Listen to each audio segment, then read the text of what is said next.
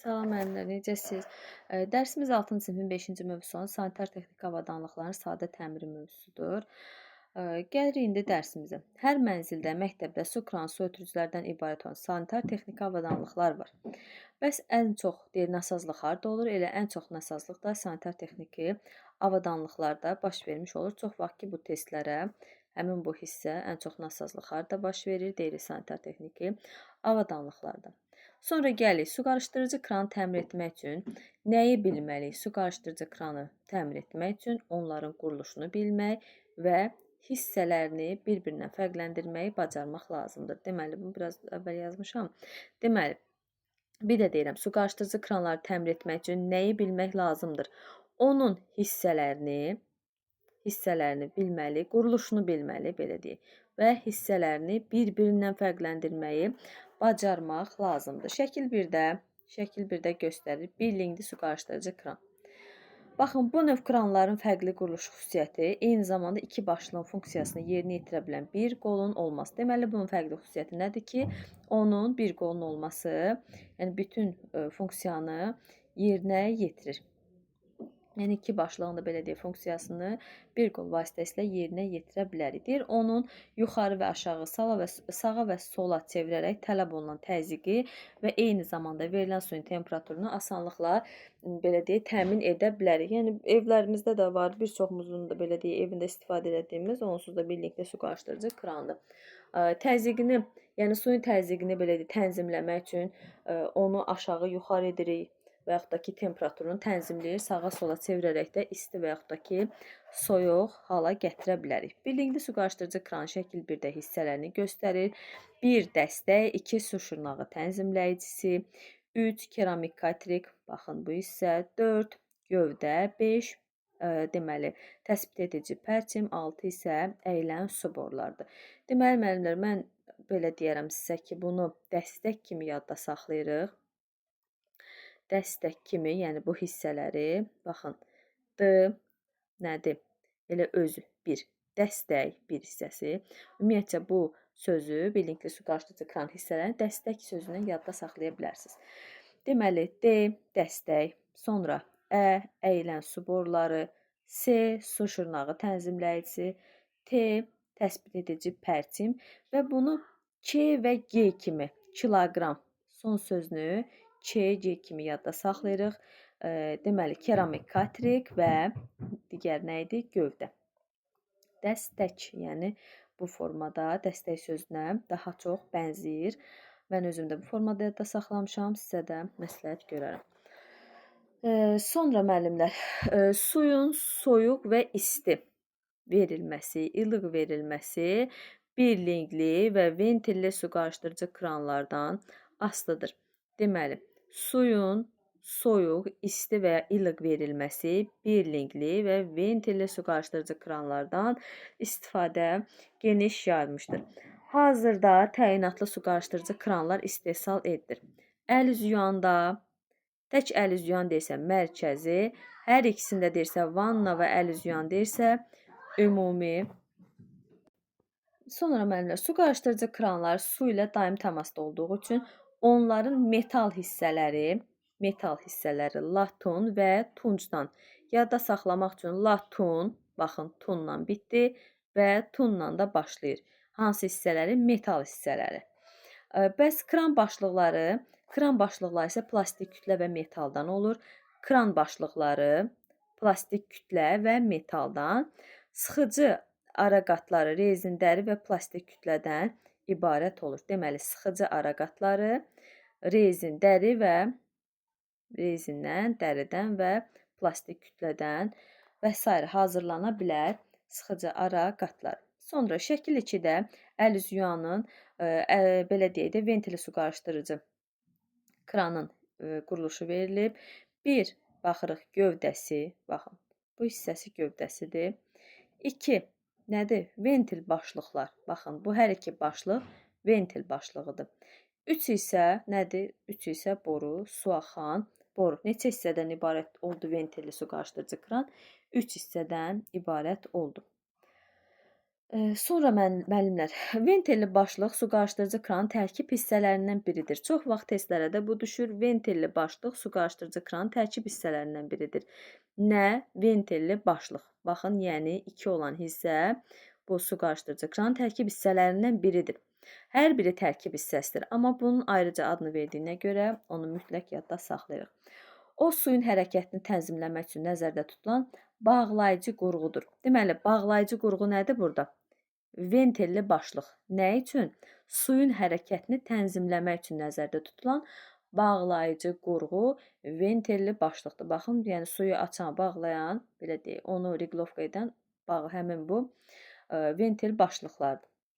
Su ötürücü kranda olduğu kimi su qarışdırıcı kranda da başlığını sağ əqrəbi istiqamətinə, yəni bu ventil başlığı sağ əqrəbi istiqamətinə fırlatdıqda araqat su qarışdırıcının gövdəsindəki su axan deşiyə sıxılır və gələn suyu bağlayır. Deməli, burada gələn suyu nə bağlayır? Araqat. Araqat həmin o su gələn deşiyə sıxılır və gələn suyun qarşısını alaraq onu bağlayır müəllimlər. Sonra gəlirik müəllim iş zamanı su qarışdırıcının ortaya çıxa bilən nasazlıqlara. Deməli, ventilli başlıq, burada 3 dənə, belə deyim, nasazlıq və onun təmir üsulu var. Birincisi, ventilli başlıq açıq qaldığı zaman su kran başlığından şpindellə axırsa. Bir də deyirəm, ventil başlığı açıq qaldığı zaman su kran başlığından şpindellə axırsa. Deməli, burada deyək ki, qaykanı ilk onu təmir etmək üsulu budur ki, qaykanı sağ əqrəb istiqamətində möhkəm sıxmaq lazımdır. Çox vaxt testlərdə bu formada düşür. Yox, əgər deyir bu kömək etmirsə, artıq bu üsula keçir. Qaykanı tam açıb vintaçanla köhnə kipgeci şpindellə gövdənin arasında olan deşikdən çıxarmaq lazımdır. Sonra şpindeldə bir neçə qat, mən sizə deyirəm, indi buradan yadda saxlayırıq. Şpindelə bir neçə qat yağ hopdurulmuş kətan və çətənə lifi dolamaq, qayka ilə kipgəci sıxıb gövdəyə bağlamaq lazımdır. Şpindelin rahat fırlanması kran başlığı ilə yoxlanılır. Həmçinin, əgər bu üsulda digər bir üsul da odur ki, həmçinin köhnə kipgəci çıxarıb yenisi ilə əvəz etmək. Qısaca desək, qaykanı sağ əqrəb istiqamətində möhkəm sıxmaq lazımdır. Əgər ventilli başlıq açıq qaldığı zaman su kran başlığından şpindellə axırsa. Və həmçinin köhnə kipgəci çıxardıb yenisi ilə əvəz etmək olar. Və yaxud da ki, şpindelə bir neçə qat yağ hopdurulmuş kətan və çətən lifini dolamaq, qayka ilə kipgəci sıxıb gövdəyə bağlamaq buna çarə ola bilər. Ventil bağlıdır. İkinci nasazlıq. Ventil bağlıdır. Baxın, birincidə nədir? Kran başlığı açıqdır. A. Birinci A əlifbanın ilk hərfi. İkinci B. Ventil bağlıdır. B ilə. Ventil bağlıdır, amma su axır və onu açdıqda su qarışdırıcı kran uğulduyur və titrəyirsə, ilk növbədə suyu bağlayırıq. Ümumiyyətcə bu işlərdə, yəni belə deyim, bu işlərdə, yəni sanitar texniki avadanlıqlarda su təmir etməkdə ilk öncə suyun bağlanması vacib təhlükəsizlik qaydalarından hesab olunur. İlk də öncə deyir, su təchizatı sisteminə gələn soyuq və isti suyu bağlamaq lazımdır. Sonra suyun tam kəsildiyindən əmin olmaq üçün kran başlığını sağ əqrəb istiqamətinə fırlatıb ventil başlığını açırıq ki, görək həqiqətən su bağlıdırmı, artıq oradan su axmır ki. Kran başlığını bağlayan ventil açıb onu çıxarırlar. Daha sonra ventil başlıq gövdədən açar ilə çıxarıb araqatı yenisi ilə əvəz edirik. Qısacası araqatı ilə yenisi ilə əvəz etmək lazımdır. Harda ventil başlığı bağlıdır, su kran başlığına uğulduyub, titrəyib axırsa, bu zaman araqatı yenisi ilə əvəz etmək lazımdır. Bəs belə bir şey də var ki, əgər qapaq araqatla şpindeldən düşürsə, bu zaman nə edirik? Bu zaman, hansı ki bu hissəni deyirəm, bu zaman şpindeli gövdədən fırladıb açmaq, qapağı çıxarmaq və çəkic zərbələri ilə şpindelin ucunda deşik yerinə vuraraq deşin diametrini azaltmaq, sonra isə döyəcləmə vasitəsilə qapağı şpindelin deşiyinə taxıb kernerlə deşiyi yastılamaq lazımdır. Bu araqat və qapaq və araqat şpindeldən düşərsə o zaman təmir etməyin üsuludur. Ventil başlığın quruluşu var müəllimlər burada. Ventil başlığı 11 hissədən ibarətdir. Birincisi kran başlığı, ikincisi şpindel, 3 qayka, 4 kipgəc, 5 şayba, 6 gövdə, 7 araqat, 8 qapaq, 9 araqat, 10 şayba, 11 vint. Deməli müəllimlər burada şayba 5 və 10-dadır. Sanki 5 və 10-da 2 dənə şayba var və 2 dənə də araqat var. 9 araqat və bir də araqat 7-də. 7 və 9 araqat, 5 və 10 şayba, vint bir dənədir təkrar olunmur. Vint, kran başlığı, şpindel, qayka və kipgəc.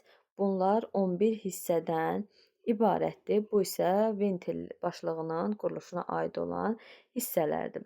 Sonra kran başlığını axıra qədər bağlamaq olmur. Su püskürüb axırsa nə etmək lazımdır və nəyə görə bu hal baş verir? Kran başlığı axıra qədər bağlamaq olmur.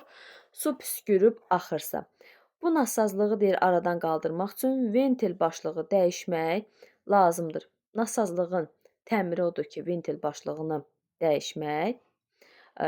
Səbəbi nədir bəs? Səbəbi isə bu belə deyək, suyun bu formada axmasının səbəbi nədir? Səbəbi isə şpindeldə və gövdədə yivin dağılmasıdır ki, artıq oradan su püskürüb axırsa. Deməli dedik, necə təmir edirik? Təmir edən zaman ventil başlığı dəyişirik. Ventil başlığı dəyişirik. Yox, əgər ventil başlığı dəyişirik və səbəbi nədir soruşsa, deyirik ki, şpindeldə və gövdədə yivin dağılmasıdır. Sonra bir daha ümumiləşdirək. Bəs desək ki, ventil başlığı açıq qaldığı zaman su kran başlığından şpindellə axırsa, o zaman deyir ki, qaykanı sadə əqrəb istiqamətinə fırladırıq. Bu da olmasa, şpindeldə bir neçə qat yaxopdurulmuş kətan və yaxud da ki, çətən əlifi dolamaq, qayka. Baxın, hər ikisi də Q, K kimi yadda saxlayaq və yaxud da ki, K, Q kimi, kiloqram kimi də yadda saxlaya bilərsiniz. Kipgəc və qaykanı sıxıb gövdəyə bağlamaq lazımdır və həmçinin də köhnə kipgəci çıxarıb yenisi ilə əvəz etmək olar. İkinci variantda isə araqatı yenisi ilə əvəz edirik. Mənzildə su qovşağının təmiri, sanitar texniki işlər üzrə çilingər yerinə yetirir. Yəni bu sanitar texniki işləri kim yerinə yetirir? Çilingər. Bu işlə məşğul olan insan çertyojla işləməyi bacarmalıdır. Çertyojla işləməyi bacarmalı, çilingər alətlərindən düzgün istifadə etməyi və nasazlığı aradan qaldırmağı bilməlidir müəllimlər. Sonra burada təhlükəsizlik qaydaları var. Təmirə başlamamışdan əvvəl mütləq suyu bağlamaq lazımdır. Ventil başlığı yastağız kəlbətinlə çıxarmaq olmaz, çünki ventilin səthini zədələnə bilər. Deməli, ventil başlığı yastağız kəlbətindən qətiyyən çıxartmırıq. Səbəbi də odur ki, ventilin səthi zədələnə bilər. Yivi qırmaq, daha doğrusu qırmamaq üçün kranı və ventil başlığının detallarını ehtiyatla əymədən, necə? Əymədən vurub çıxarmaq lazımdır. Yəni zədələnməsin. Sanitar texniki avadanlığının təmirindən sonra su ötürücü sistem və su verilərkən ventilin sınmaması üçün onu tələsmədən açmaq lazımdır. Təmir edilmiş avadanlıqdan suyun axmadığına əmin olduqdan sonra tam açmaq olar. İş bitdikdən sonra isə əllərimizi sabun ilə yuyuruq. Bu dərsimiz də bu qədər müəllimlər. İnşallah ki, sizin üçün aydın olmuşdur.